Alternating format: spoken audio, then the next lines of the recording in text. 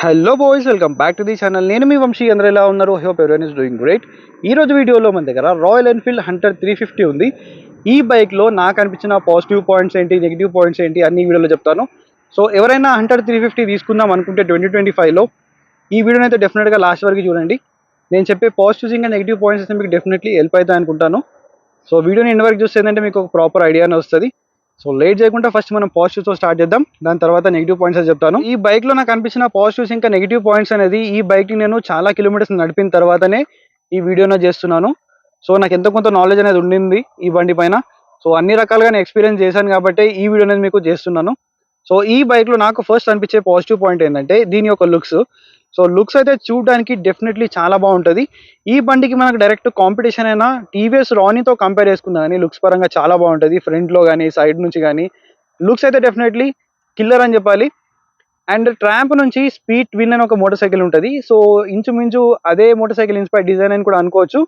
So అది different, ఇది different, కానీ చూడడానికి కొంచెం మాత్రం అలాగే కనిపిస్తుంది.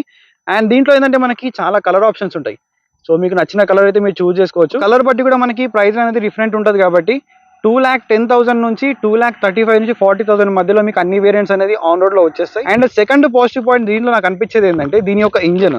సో దీంట్లో మనకి ఇంజన్ ఏదైతే ఉందో 350cc జే సిరీస్ ఇంజన్. సో ఇంజన్ అయితే చాలా రిఫైన్డ్ ఉన్నది. సో మనకు ఇనిషియల్లో టార్క్ ఏదైతే వస్తుందో చాలా బాగుంటుంది. సో పవర్ అనేది కొద్దిగా తక్కువ ఉన్నప్పటికీ టార్క్ అయితే ఈచ్ అండ్ ఎవ్రీ టైం మీరు థ్రాటిల్ ఇస్తారు కదా, డెఫినెట్లీ ఎంజాయ్ చేస్తారు. ఫేస్ పైన ఒక స్మైల్ అయితే వస్తుంది, అంత మంచి టార్క్ అయితే ఉంటుంది. సో 20 నుంచి 60 స్పీడ్ 70 స్పీడ్ వరకు అయితే చాలా బాగుంటుంది. అండ్ దాని తర్వాత కొద్దిగా పర్ఫార్మెన్స్లో ల్యాగ్ అనేది ఉంటుంది, కొద్దిగా వైబ్రేషన్స్ వస్తాయి. సో సిటీలో మాత్రం మీరు గేర్ అనేది డౌన్ చేయకున్నా కానీ థర్డ్ గేర్లో ఫోర్త్ గేర్లో లో స్పీడ్స్లో ఉన్నా కానీ థ్రాటిల్ ఇచ్చిన ప్రతిసారి బైక్ అనేది డెఫినెట్గా పుల్ చేస్తుంది. ఆ టార్క్ అనేది మీరు డెఫినెట్గా నోటీస్ చేస్తారు. అండ్ వేరే ఇంజన్స్తో కంపేర్ చేసుకుంటే రాయల్ ఎన్ఫీల్డ్లో లైక్ జీటీ ఇంటర్సెప్టర్లో ఏంటంటే మనకు క్రోమ్ ఇంజన్స్ వస్తాయి. దాంట్లో కొద్దిగా మనకు మెయింటెనెన్స్ అనేది చాలా ఎక్కువ ఉంటుంది. సో ఇది మనకు బ్లాక్ అవుట్ ఇంజన్ ఉంది కాబట్టి మెయింటెనెన్స్ కూడా అంత ఎక్కువ ఉండదు. ఈచ్ అండ్ ఎవ్రీ టైం మనం రబ్బింగ్ అని పాలిష్ చేయడం అలాంటిది ఏమి ఉండదు. అండ్ ఇంకొక పాజిటివ్ పాయింట్ నాకు దీంట్లో అనిపించేది ఏంటంటే ఈ బైక్ యొక్క ఎగ్జాస్ట్ థంప్. సో సౌండ్ అయితే చాలా బాగుంటుంది. ఒకసారి మీకు ఇగ్నిషన్ ఆన్ చేసి వినిపిస్తాను.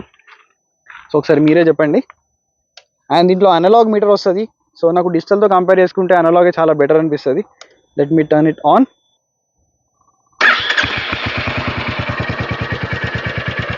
సో ఇది సౌండ్ ఏదైతే వింటున్నారో సో ఇది ఐడ్లింగ్లో వింటున్నారు. ఐడ్లింగ్లో కూడా చాలా బాగుంటుంది. ఒకసారి నేను ఇప్పుడు రవిస్తాను.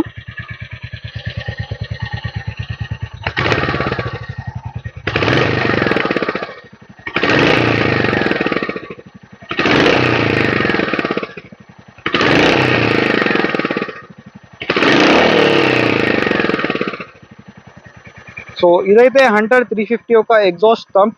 మీకు ఎగ్జాస్ట్ నోట్ ఎలా అనిపించిందో కింద డెఫినెట్గా కామెంట్ అయితే చేయండి. అండ్ ఇంకొక పాజిటివ్ పాయింట్ వచ్చేసి దీంట్లో మనకి ఏంటంటే ట్యూబ్లెస్ టైర్స్ వస్తున్నాయి. సో టైర్స్ కూడా చాలా వైడర్ టైర్స్ అయితే ఉన్నాయి. ఫ్రంట్ మనకి 110 సెక్షన్ ఉంటుంది, రియర్ మనకి 140 సెక్షన్ టైర్ అయితే ఉంటుంది. సో ట్యూబ్లెస్ టైర్స్ కాబట్టి మనకి పంచర్ అయితే అని చెప్పి ప్రాబ్లం అయితే లేదు. ఈ మధ్య ప్రతి ఒక్క రాయల్ ఎన్ఫీల్డ్లో మనకి ఏంటంటే ట్యూబ్లెస్ టైర్స్ ఆప్షన్ అయితే వస్తున్నాయి. అదొకటి మంచి ఇనిషియేటివ్ రాయల్ ఎన్ఫీల్డ్ నుంచి. ఇంతకుముందు ఏంటంటే మనకి స్పోక్ వీల్స్ ఉండేది కాబట్టి పంచర్ది కొద్దిగా ప్రాబ్లం అయ్యేది, చాలా పెద్ద ఇష్యూ అయ్యేది. అండ్ ఈ టైర్స్ కూడా ఏవైతే ఉన్నాయో సో నాన్ రేడియల్ టైర్స్ ఇవి, కానీ చూడడానికి రేడియల్ లాగా అయితే కనిపిస్తుంది. సో కార్నరింగ్లో కూడా చాలా మంచి కాన్ఫిడెన్స్ వస్తుంది. నార్మల్గా ఏంటంటే రాయల్ ఎన్ఫీల్డ్ మోటార్ సైకిల్స్ మనం కార్నరింగ్ చేయలేము, అంత హెవీ వెయిట్ ఉంటాయి అనుకుంటారు కదా. సో దీంట్లో ఇష్యూ అయితే లేదు. అండ్ ఇంకొకటి వేరే రాయల్ ఎన్ఫీల్డ్స్తో కంపేర్ చేసుకుంటే నాకు దీంట్లో హెడ్ లైట్ సెటప్ ఏదైతే ఉందో అది చాలా బెటర్ అనిపిస్తుంది. ఎందుకంటే దీంట్లో మనకు హాలోజన్ హెడ్ లైట్ సెటప్ ఉంది. అండ్ వేరే మోటార్ సైకిల్లో మనకి ఏంటంటే ఎల్ఈడి వస్తుంది. సో మీరు అనొచ్చు ఎల్ఈడి బెటర్ ఉంటుంది కదా, హాలోజన్ ఎందుకు బెటర్ అంటున్నారని చెప్పి. ఒకసారి రెండు బైక్స్ని మీరు నైట్ టైంలో చెక్ చేసి చూడండి, హెడ్ లైట్ విజిబిలిటీ మీకు ఐడియా వస్తుంది. సో ఎల్ఈడి పేరుకే ఎల్ఈడి ఉంది, విజిబిలిటీ నైట్ టైం వరెస్ట్ ఉంది. సో హాలోజన్ అయితే చాలా బెటర్. ఆల్రెడీ నేను హెడ్ లైట్ టెస్ట్ అనేది చేశాను, దీనికి ముందు రావచ్చు, దీని తర్వాత రావచ్చు. సో దానికోసం మన ఛానల్ని సబ్స్క్రైబ్ చేసుకోండి. అండ్ దీంట్లో హజార్డ్ స్విచ్ ఉంది కాబట్టి మీరు హజార్డ్ అనేది ఆన్ చేస్తే 4 ఇండికేటర్స్ అనేది బ్లింక్ అవుతూ ఉంటాయి. అండ్ ఇంకొకటి నేను దీంట్లో యాడ్ చేస్తాను, అదేంటంటే ఈ 4 గేటర్స్ ఏవైతే ఉన్నాయో ఇవి చాలా సేఫ్టీ ఫీచర్స్ దీంట్లో. నార్మల్గా వేరే మోటార్ సైకిల్లో ఏంటంటే మనకి ఇది ఉండదు. దీనివల్ల ఏంటంటే ఇది మనకి ఎక్కువ కాస్ట్ కూడా పడదు. సో ఇది మన కంపెనీ నుంచి వస్తున్నాయి, కావాలంటే మీరు ఏ బైక్ అనేది ఇన్స్టాల్ చేసుకోవచ్చు. దీనివల్ల అడ్వాంటేజ్ ఏంటంటే ఇప్పుడు నార్మల్గా మనం బైక్స్ అనేది నడుపుతూ ఉంటాం. సో ఇక్కడ డస్ట్ కనిపిస్తుంది కదా, సో డస్ట్ కానీ చిన్న చిన్న ఇసుక కానీ అదంతా ఇది లేనప్పుడు దీని లోపలికి వెళ్తుంది. సో ఎప్పుడన్నా మనం బ్రేక్ కొట్టినప్పుడు కానీ బ్యాడ్ రోడ్స్ నుంచి వెళ్ళినప్పుడు కానీ ఆ ఇసుక అనేది సో ప్రెస్ అయినప్పుడు లోపలికి వెళ్ళే ఛాన్స్ అనేది ఉంటుంది. సో ఫోక్ ఆయిల్ సీల్స్ అనేది బ్రేక్ అయ్యే ఛాన్స్ అయితే ఉంటాయి. సో దీనివల్ల ఏంటంటే మనకు మట్టి లోపలికి వెళ్ళదు. సో ఇసుక కానీ ఎటువంటి పార్టికల్స్ కూడా మనకి లోపలికి వెళ్ళదు, టోటల్గా కవర్ అయి ఉంటుంది. కాబట్టి సస్పెన్షన్ అనేది మనకు చాలా రోజులు ఎక్కువ వస్తుంది. సో తొందరగా మనకు ఆయిల్ సీల్స్ అనేది బ్రేక్ అవ్వడం అలాంటి ఇష్యూస్ అయితే దీంట్లో తొందరగా మనం నోటీస్ చేయలేము. సో ఇదొకటి చాలా బాగా అనిపిస్తుంది నాకు. ఈ బైక్ యొక్క సిట్టింగ్ పోస్చర్ అనేది చాలా బాగుంటుంది. కొద్దిగా మనకి ఫ్రంట్కి లీన్ అయి నడపాలి, కొద్దిగా స్పోర్టీ నేచర్ ఉంటుంది, అలాగే చాలా కంఫర్టబుల్గా కూడా ఉంటుంది. సిటీలో మాత్రం చాలా కంఫర్టబుల్ ఉంటుంది కుషనింగ్ కానీ. సో మీరు హైవే పైన రైడ్స్ కూడా చేయొచ్చు. లైక్ ఒక 200 to 250 కిలోమీటర్స్ 300 రైడ్ అయితే చాలా ఈజీగా వెళ్ళిపోవచ్చు. సో చాలా మందికి ఇంకో డౌట్ ఉంటుంది, ఈ బండిని లాంగ్ రైడ్కి యూజ్ చేయొచ్చు అంటే డెఫినెట్గా యూజ్ చేయొచ్చు. సో చేసే వాళ్ళు ఏంటంటే స్ప్లెండర్ పైన కూడా చేస్తారు, ఎక్సెల్ పైన కూడా చేస్తారు.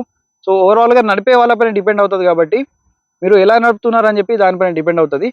సస్పెన్షన్ ఫీడ్బ్యాక్ అనేది కొద్దిగా స్టిఫర్ సైడ్లో ఉంది కాబట్టి హైవేలో బాగుంటుంది క్రూజింగ్కి. అదే మీరు ఆఫ్ రోడింగ్ లైక్ లదాఖ్ తీసుకెళ్లాలంటే కొద్దిగా కష్టమే, ఎందుకంటే గ్రౌండ్ క్లియరెన్స్ కూడా చాలా తక్కువ ఉంటుంది. కాబట్టి అదొకటి మీరు నోటీస్ చేయండి. కాంపిటేటర్ లైక్ రానిన్తో కంపేర్ చేసుకుంటే దీంట్లో బ్రేక్స్ ఏవైతే ఉన్నాయో అవి చాలా బాగున్నాయి. సో రానిన్లో బ్రేకింగ్ ఇష్యూ అయితే ఉంది. దాంట్లో బ్రేక్స్ బాగున్నప్పటికీ బ్రేకింగ్ రెస్పాన్స్ ఏదైతే ఉంటుందో అది చాలా డిలే ఉంది.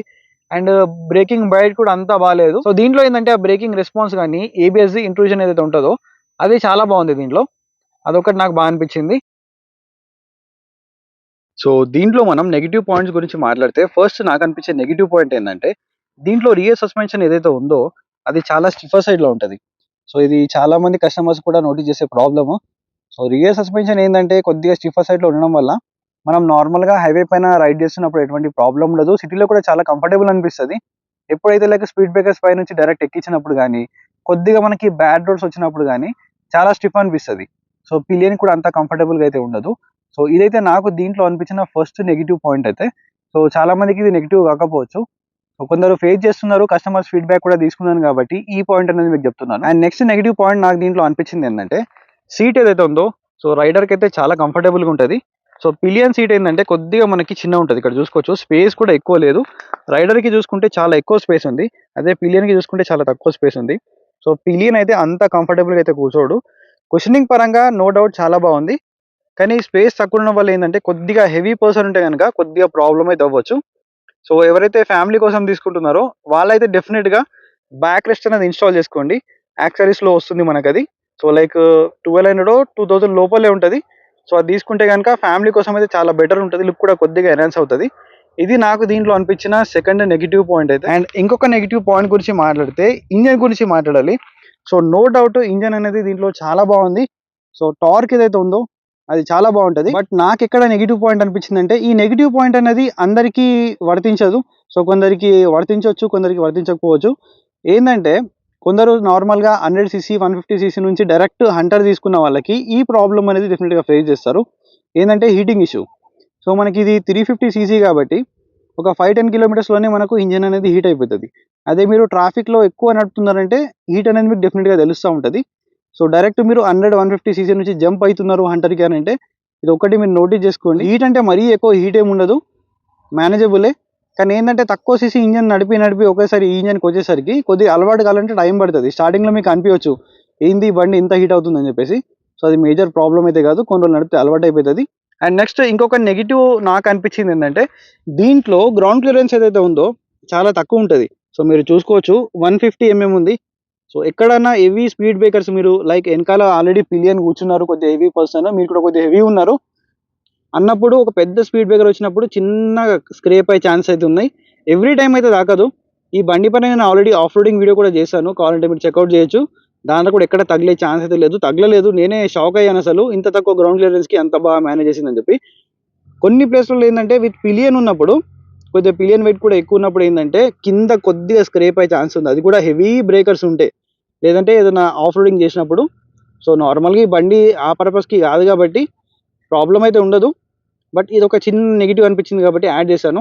అండ్ ఇంకోటి ఏంటంటే దీంట్లో ఇంజన్ ప్లేట్ ఏదైతే ఉందో, సో ఇది బ్యాచ్ ప్లేట్ ఉంటారు కదా, ఈ ఇంజన్ ప్లేట్ వల్ల కూడా కొద్దిగా గ్రౌండ్ క్లియరెన్స్ అనేది మనకు తగ్గుతుంది. చూసుకోండి కొద్దిగా అనేది డిక్రీజ్ అవుతుంది. సో ఇది వేయకపోతే ప్రాబ్లమే, వేయించినా లైట్గా ప్రాబ్లం అవుతుంది. బట్ డెఫినెట్గా వేయించుకోండి, డెఫినెట్గా వర్త్ ఉంటుంది. సో ఈ బైక్లో last and final negative point గురించి మాట్లాడితే దీని యొక్క క్లచ్ గురించి మాట్లాడాలి. సో క్లచ్ అనేది మనకు అంత స్మూత్ ఏమి ఉండదు, కొద్దిగా మనకి హార్డ్ అనిపిస్తుంది క్లచ్ అనేది. స్టార్టింగ్ కొన్ని రోజులు ఏంటంటే కొద్దిగా హార్డ్ అనిపిస్తుంది. సో టైం టు టైం మీరు దీన్ని కేబుల్ చేంజ్ చేయకుండా ఎక్కువ రోజులు నడిపితే మరి ఇంకా హార్డ్ అవుతుంది. ఇది ఒక్కటి కొద్దిగా లైట్గా ఇచ్చింటే బాగుండేది. గేర్ బాక్స్ అయితే బాగుంది. సో ఎవ్రీ టైం మీరు గేర్ వేసినప్పుడు ఆ క్లిక్ నాయిస్ అనేది డెఫినెట్గా వస్తుంది. గేర్ అనేది హార్డ్గా లేదు, గేర్ అనేది బాగానే ఉంది. కానీ ఏంటంటే మనకి క్లచ్ అనేది కొద్దిగా హార్డర్ సైడ్లో అయితే ఉంది. ఇది ఒకటి నాకు అనిపించిన నెగిటివ్ పాయింట్. ఫైనల్లీ ఇవే హంటర్ 350లో నాకు అనిపించిన negative points and positive points అయితే. సో ఈ బండి పైన మీ ఒపీనియన్ ఏంటో కింద కామెంట్ చేయండి. ఎవరైనా ఈ బైక్ ఆల్రెడీ తీసుకొని యూజ్ చేస్తూ ఉంటే మీ ఫీడ్బ్యాక్ కూడా కింద కామెంట్లో షేర్ చేసుకోండి. సో ఎలా ఉంది ఓవరాల్గా బైక్ మైలేజ్ కానీ మీ ఎక్స్పీరియన్స్ కానీ షేర్ చేసుకోండి. నేను చెప్పిన పాజిటివ్స్ అండ్ నెగిటివ్స్ మీకు కూడా ఉన్నాయా, లేకపోతే మీకేమైనా డిఫరెంట్ నెగిటివ్ పాయింట్స్ కానీ పాజిటివ్ పాయింట్స్ కానీ ఉన్నాయా? సో కింద కామెంట్ చేయండి. సో ఎవరైనా రాయల్ ఎన్ఫీల్డ్ నుంచి ఒక మంచి మోటార్ సైకిల్ తీసుకోవాలి, మా బడ్జెట్ అనేది 2 lakhs నుంచి 2,50,000 మధ్యలో ఉంది. సో ఎందుకంటే దీంట్లో మనకి డిఫరెంట్ వేరియంట్స్ అంటే వేరియంట్స్ ఏం లేవు. సో మనకి నార్మల్గా ఒకటి బేస్ మోడల్ వస్తుంది. కలర్ ప్రకారం ఏంటంటే మనకు ప్రైస్ అనేది డిసైడ్ అవుతుంది కాబట్టి సో మీకు నచ్చిన కలర్కి డిఫరెంట్ ప్రైస్ అనేది ఉంటుంది. సో 2 lakh నుంచి 2,50,000 బడ్జెట్ ఉంది. రాయల్ ఎన్ఫీల్డ్ నుంచి ఒక మంచి మోటార్ సైకిల్ కావాలి. మా హైట్ అనేది కొద్దిగా తక్కువ ఉంటుంది. సో వెయిట్ కూడా మాకు ఎక్కువ ఉండొద్దు. సో మాకు మేనేజ్ చేసేలాగా ఉండాలి. అలాగే లుక్స్ పరంగా చాలా మంచి లుక్స్ ఉండాలి. సో టార్క్ ఏదైతే ఉందో ఇంజన్ పర్ఫార్మెన్స్ అది చాలా బాగుండాలి. ఈచ్ అండ్ ఎవ్రీ టైం మేము థ్రాటిల్ ఇచ్చినప్పుడు మేము బైక్ని ఎంజాయ్ చేయాలి అనుకుంటే సో డెఫినెట్గా ఈ బైక్ని అయితే కన్సిడర్ చేసుకోవచ్చు. అండ్ నేను చెప్పిన పాజిటివ్స్ అండ్ నెగిటివ్ పాయింట్స్ కూడా కన్సిడర్ చేసుకోండి. అండ్ నేను చెప్పినవి కాకుండా మీరు డెఫినెట్గా ఒకసారి షోరూమ్కి వెళ్ళి ఈ బైక్ని టెస్ట్ రైడ్ చేయండి. So this is all about Hunter 350 positives and negative points గురించి అయితే. సో వీడియో నచ్చినట్టయితే వీడియోకి లైక్ చేయండి, ఛానల్కి సబ్స్క్రైబ్ చేయండి. మీరు సపోర్ట్ చేస్తూ ఉంటే ఇలాంటి వీడియోస్ అనేది చాలా తీసుకొస్తూ ఉంటాను. మళ్ళీ ఒక ఇంట్రెస్టింగ్ వీడియోలో కలుస్తాను. Until then take care, keep loving, keep supporting. Signing off your moto boy VK.